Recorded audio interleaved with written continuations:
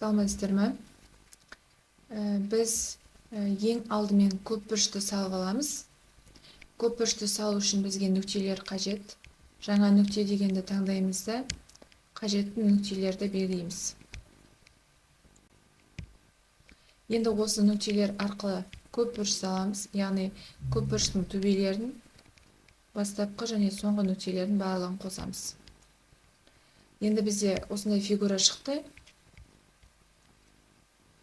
Мына нүкте қазір өшіріп тастайын.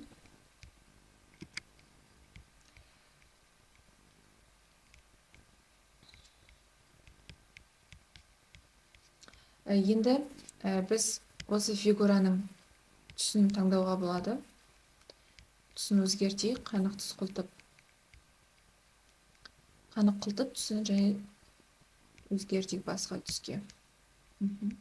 Енді осы алынған фигурада бізде мысалы мына жерде нүктелер, кесінділер барлығы көрініп тұр. Ол нүктелерді алып тастауға болады. Баптауларға басып, оның ішінен алгебра дегенді бассақ, сұрыптау деп тұр. Сұрыптаудың ішінен объект түрі бойынша сұрыптау дегенді бассақ, бұл жерде мысалы нүктелер бірге жиналып қалады. Яғни кесінділер бірге, көпбұрыштар бірге жиналып тұрады. Мысалы нүкте деген үстін басамыз, яғни тышқанның сол жағын басамыз да, және оң жағын басу арқылы белгілерді көрсету дегенді алып тастасақ, нүктелердің белгілері көрінбей тұрады. Объектінің өзінде көрсетпейтіндей алып тастауға болады. Мысалы сегмент дегеннің сол жағын басқан кезде барлық, яғни кесінділердің барлығы боялады. Сосын мышканың, яғни тышқанның оң жағын басу арқылы белгіні көрсету дегенді алып тастасақ, яғни бізде кесінділердің атаулары көрінбей тұрады. Көпбұрыштың мысалы енді көпбұрыштың атауын өзгертуге болады және оны көрсететіндей қылып таңдауға болады. Қайта атау дегенді басамыз, яғни мышканың оң жағын басу арқылы А деп өзгертейік.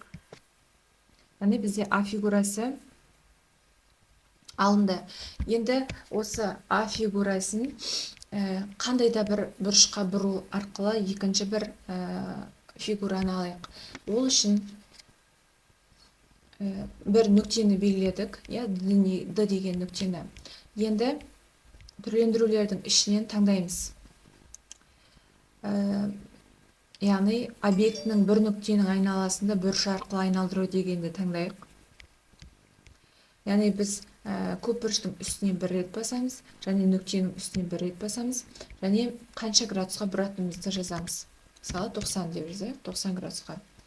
Және сағат тіліне бағыттас, сағат тіліне кері, сағат тіліне бағыттас дегендерді таңдауға болады. Енді алынған фигураның түсін өзгертейік.